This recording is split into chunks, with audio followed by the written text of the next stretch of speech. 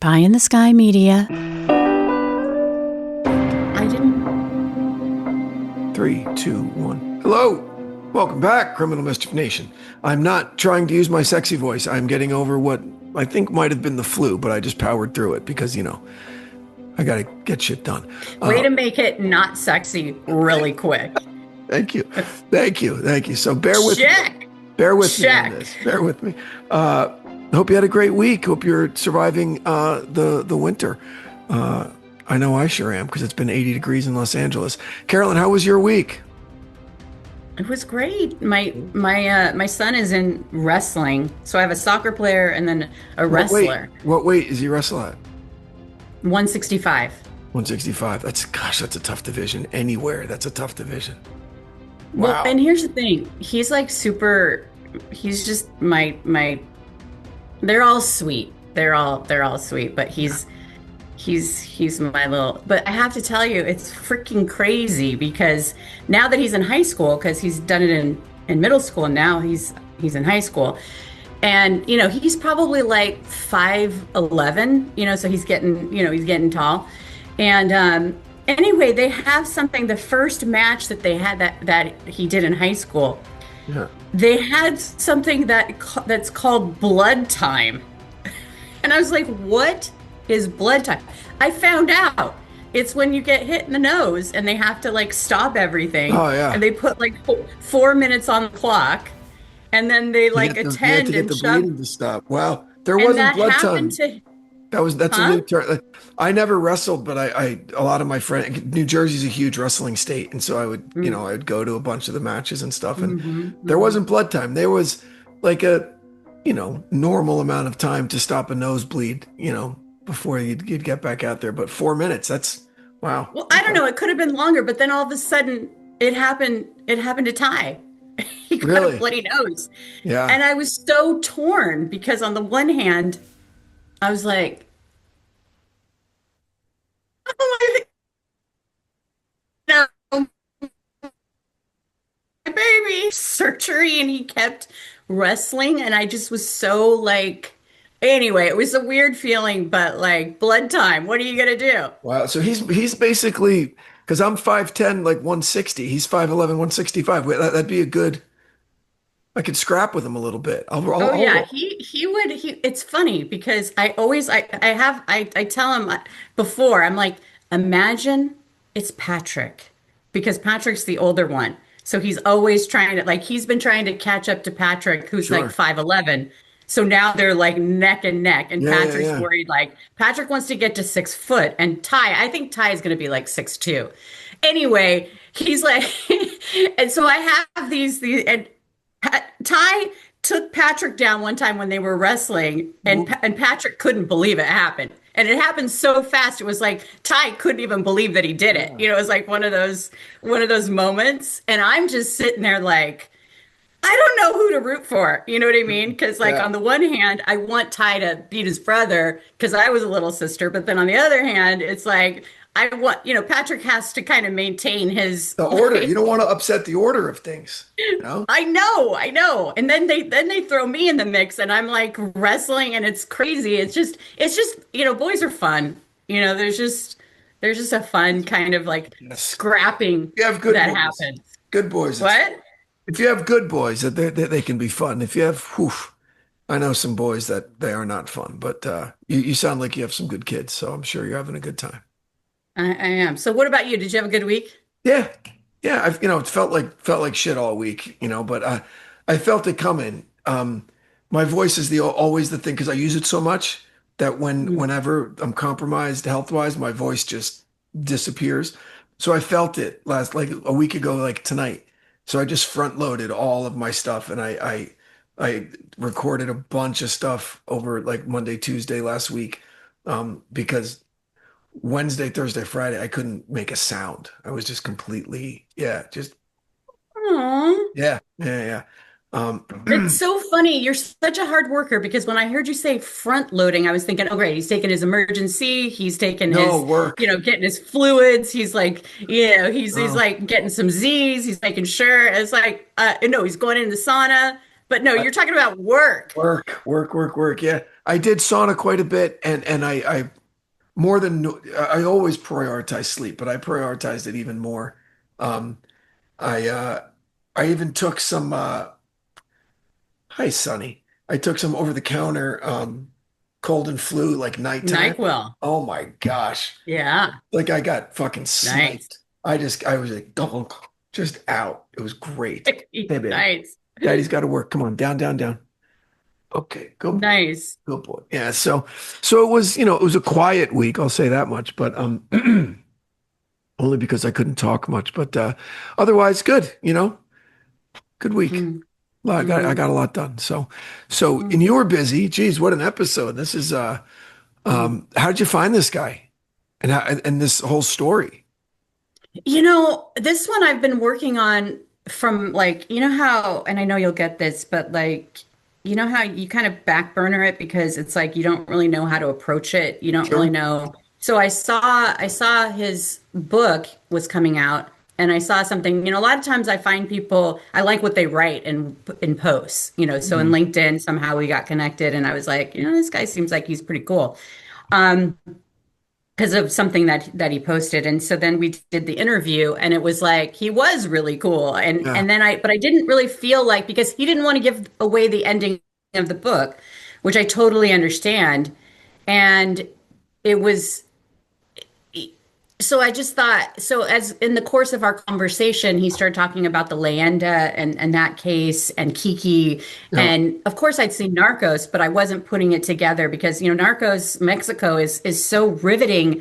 And I watched it however many years ago that it came out, and I wasn't putting two and two together. So anyway, it kind of was like a long way of saying that I just wasn't quite sure how to get into it with those parameters. So I finally, obviously, I did, and I think that, I think that I basically the book I learned stuff that I didn't know anything about. So I always loved that.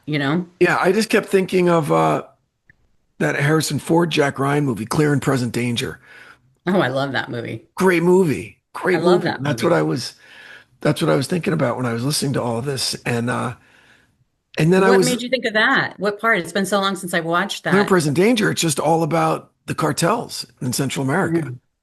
Yeah, and he goes down there, and because the American Mhm. soldiers that are his fault, and he's got to rescue them with Mr. Clark. I mean, it was a great movie. But I was really kind of naively hoping for a more uh, final kind of payoff. Like I wanted it. I wanted the revenge of Kiki by the U.S. government to be more in line with like Munich, the Spielberg movie about what Israel did, to the terrorists Yeah, that yeah, killed the Olympic athletes. When then I hear, oh, they had a trial, and I'm like, okay, that's what we do. We're the good guys. But I mm, wanted like some fucking vengeance, you know? yeah, I mean, this was a yeah. dad of three and, doing his No. job. I get it. Him doing his job made the bad guys lose billions of dollars probably, so they were pissed off.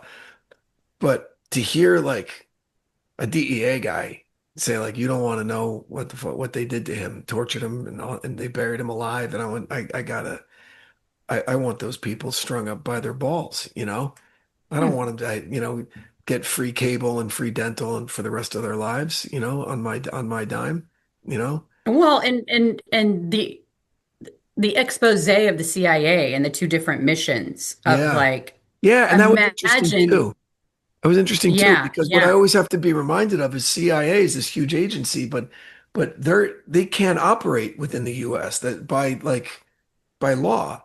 They're mm. just foreign stuff to keep the peace um outside of the US, so that's uh And you it's don't know always what they're doing. yeah, They don't share what they're right. doing. They're an intelligence. By the nature, but you would think, I mean, it's like I think that case,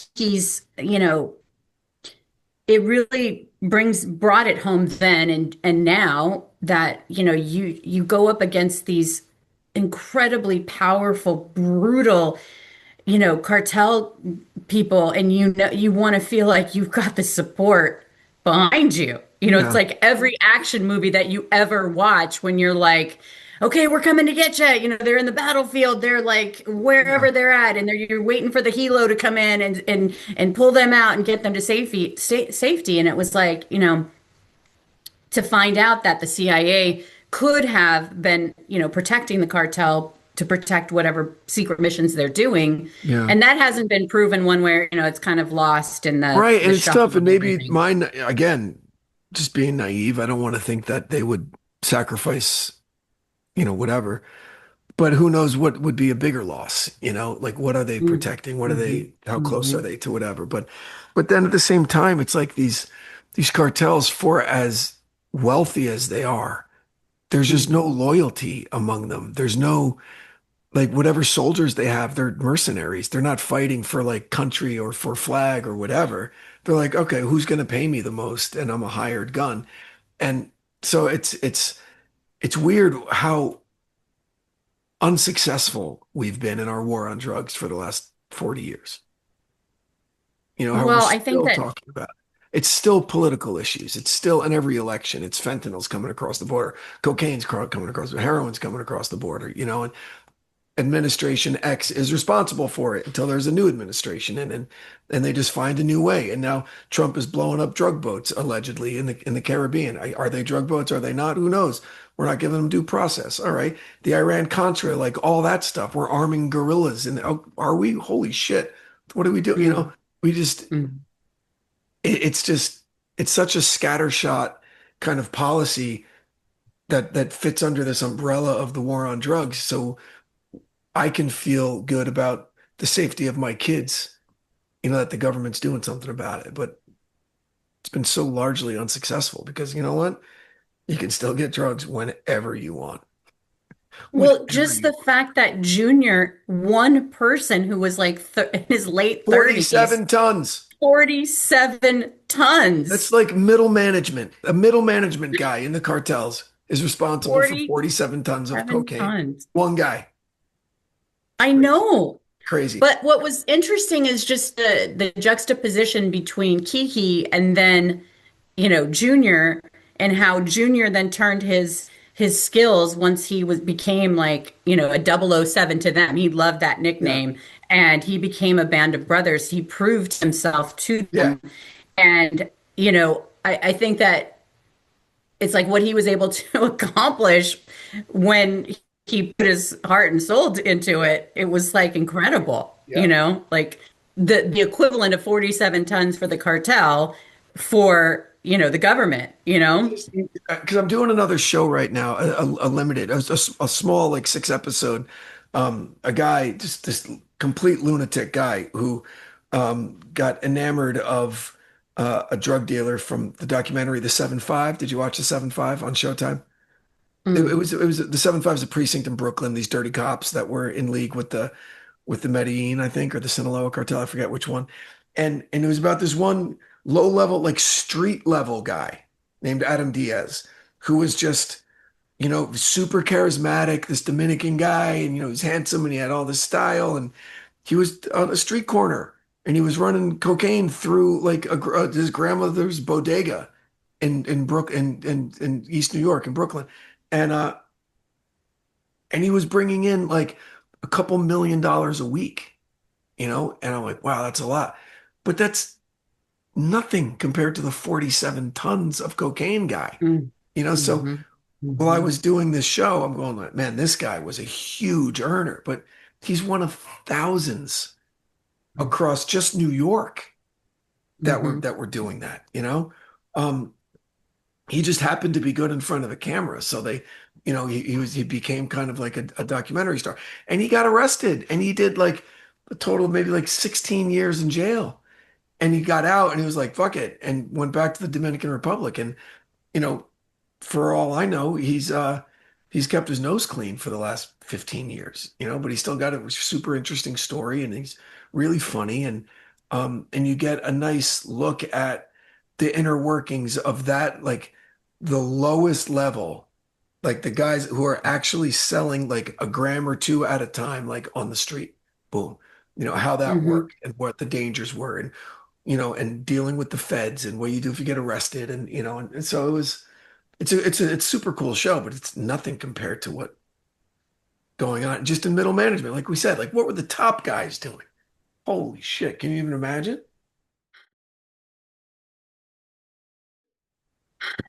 I think that when you think about what this actually showed me, I think, because like with cartel stuff, when I'm just watching it, like there's things that I can watch, but it's always the same story. Like you're never going to escape it. Yeah. The highs are so high, and it's like Goodfellas. It's like Right. there's moments when it's like they're. I mean, just the way that he shot that with that frenetic energy and the cars and the this and the how things like Joe Pesci at the table when they're having dinner and everything's Oh going yeah. great, and then all of a Oh, sudden it's like he says something and it's like he's ready, and then it's like is what's happening, right? And yeah. so yeah, so that's what that life seems like. And so it's hard to sometimes it's hard to watch it, and then somebody could say, well, that's your privilege because you don't you're not that close to it. But it's like I think really what makes an impact with the quote unquote war on drugs is when you hear stories like Kiki's or Junior's, and you really and you get to know the players of you really scale in or go deep, and then you can kind of deal with it because it's so huge. I mean, they're not going to solve the problem. And I loved how Mike said it's supply and demand. It's really, it's really basic. Americans have an insatiable need for drugs. And more And, discretionary income than any other nation on earth. yeah. Really more like just extra money, bills are paid, kids are fed, car payments made, mortgages, rents covered, all that.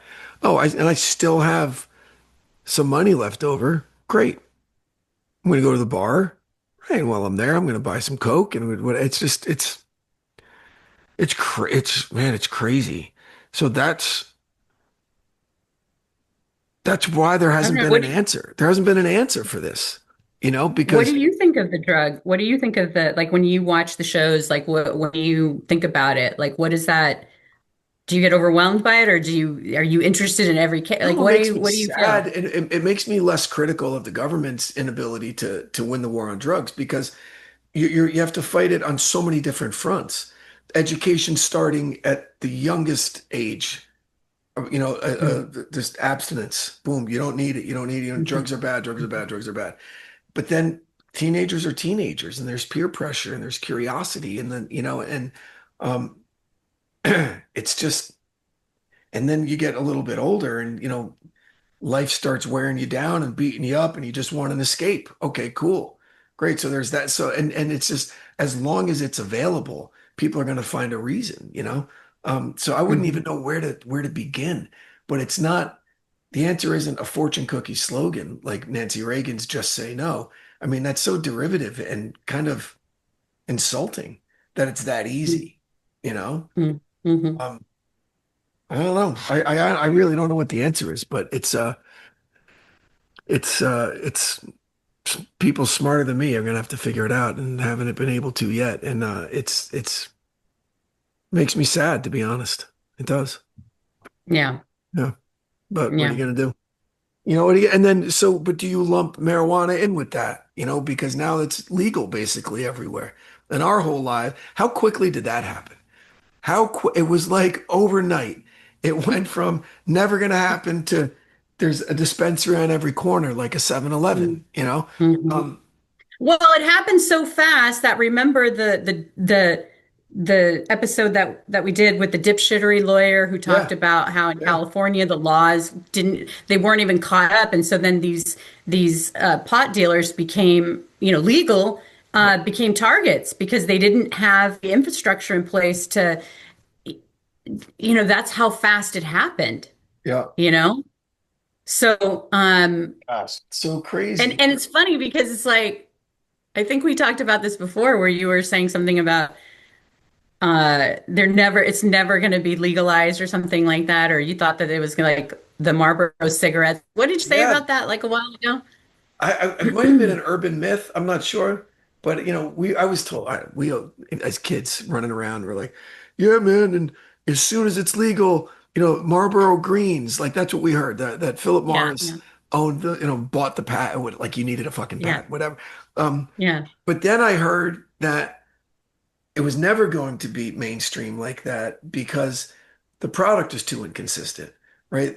The Mm, tobacco that hmm Marlboro puts out, they've been cultivating the same fields for fucking generations, and they have the same recipe and how long it's toasted and how long it's this and how long it's dried and so you get the exact same cigarette every time, right? You don't mm, get that with weed. You walk into a dispensary and there's Gorilla Panic and Purple Skywalker and everything's different like every time you go in. And so it's just brand loyalty is what I think would be missing from that. You'll have hmm the loyalty will come from the people who like getting high, but there isn't a specific brand. hmm It's not my world. I don't know if there are specific marijuana brands. I don't know. I don't know if there are Yeah. specific farms that I people. was impressed that you knew the names that you were tossing out there. I was like, okay, I have a family member who is an aficionado okay. in that world. I mean, yeah. hmm Uh, hmm Yeah. so yeah, yeah, yeah. So it's actually two, but it's just so I'm just surprised at how quickly that became legalized. And then there's a really good argument for legalizing all drugs, making them all legal and making it safe. There's some of these Scandinavian countries or European countries or Switzerland, there's a park where you can go shoot heroin and you'll get clean needles so they don't spread disease. And there's medics on call. Who knows? Who knows? But if like, what is the goal of it? Do you want to get rid of the scourge of drug use, or do you want to get rid of the criminality that surrounds acquiring and using and importing drugs? So like I don't even think that Well, I goal is mean, I clearly think I defined. think both. I think the legalization piece happens because then you say you'll get rid of that. You'll get rid of the criminal Sure. element. That's what It'll I'm be saying. If controlled. that's It'll your be all that. goal, there's a Yeah. pathway to that. You decriminalize, hmm hmm and you take the kneecap, so you kneecap the cartels. You're like, hey, we could disrupt your entire distribution chain and go fuck yourself because we'll grow it here. You know, right? We don't need you anymore. Okay. But then that's not a Yeah. political football anymore. And people get elected on that. People get reelected on that. So I don't think that'll ever happen. But I don't know. Mm-hmm. I don't know. It's I just don't know. It's a huge issue. I mean, it's not going to go yeah, away, I don't think, I know. because I don't human think it is beings either. kind of Hope it suck just hope it sometimes. I hope it doesn't land on my family or anyone I love. And if it does, deal with it then. But you know, it's definitely a really difficult nut to crack, as it were. But hmm as long as there's the Well, appetite, someone will serve it up. So, hmm yeah. well, that's that. That is that. That is that. So what's the name of this guy's book? It's called Junior, um, son of the Gulf Cartel. Gotcha. Yeah. And he hmm sounded like a teenager. It's hard to believe that he had 30 plus years on the job. He sounded like a very young man. And man, he knew how to get to you. Whoo, right off the bat. What an honor to speak to you. And oh man, you were just Wait a second. You just froze up. oh, I What? did. I was saying Yeah. he knew how to get to you right off the bat. Oof, just I know. buttering I you up. put that in there. I know that It's was no so great. secret. No, it was so great of you to cop to it. Everybody would fall victim to it. Who doesn't like that? But it was great. It was great. But no, I mean, that's the thing. It's like you recognize it when you see it, and you still He's are still like, like, well, he's you right. still, I mean, no, it's funny because when it happens and oh gosh, this guy is probably really good. But then it's like, how people are so easy. You know what yeah, I mean? it Like is. Look at our you just, president. Look at our president. How dangerous is that as a person, whatever else his faults may be? I know, Just flatter him a little bit. And you're like, I oh, know. whoa. He doesn't even hide it. I don't know about this terrible person, but I hear he likes me very much. So, you know, like, wow, at least he's honest, you know? I think that that was like the really interesting part of the interview too for me, like psychologically, just the how you get these people to turn and the Mm, manipulation that happens. And in the book, there's this like one of the informants who's like basically got the other DEA agents under his because they were in Florida and then Mike was in Texas and Mike's informant was Junior and the informant in Florida was Lamona and he was Colombian. So it was a perfect situation to mm, play them off of each other. And they were business partners. And Lamona was the one that was completely manipulated them into basically almost wrecking the other people's investigation. And so it was like that power dynamic of like yeah. work on the same team. Don't let people manipulate you. But like clearly people want to be manipulated. Yep. You know, my daughter has a friend and this cracked me up because she was like, I just and Sophie told me she's like, I just love being managed. And Wow. it was like, that's really honest. Yeah, it is. You It is. know, Yeah. you know what you want. You want to be managed. Yeah. You want to be managed and you want to, and I think that a lot of that was like the one of the most honest things I think I've heard somebody say in a long time. Like usually people don't just come out and say that, you Yeah. know? Good for her. Good for her. Wow. I just want to be managed. Yeah. Maybe I do too. Hey, you want to be managed? I'm tired of managing. Gosh, kids and work and shit. No, it's good. It's okay. I don't need to be managed. I'm all right. I I don't even know what that would look like. I manage this little girl right here. Look Someone at managing you. Look Aw. at her. Wow. Hi. This camera is wow, that really it's crisp. That camera is great. My goodness. I love it. Wow. All right. All Brandon got a new listen, camera. This was a great episode, great interview. And we all owe that man a debt of gratitude for his work. And hey, remember Kiki. He Absolutely. did not deserve his fate, I'll tell you that. But Oh my gosh. many, many thanks to our men and women on the front line of this largely, I don't know, I don't want to call it a fool's errand, but this war on drugs has been, it's hard to see what the benefit has been so far, but we'll see. Someday, maybe there'll be an answer. But until then, if you like the episode, please share it with someone that enjoys this type of material, and make sure you're following the show. Carolyn, anything you'd like to add? Nope. We'll see you next week. All right, guys. Until then, enjoy the winter. Stay warm. And stay safe out there. Bye.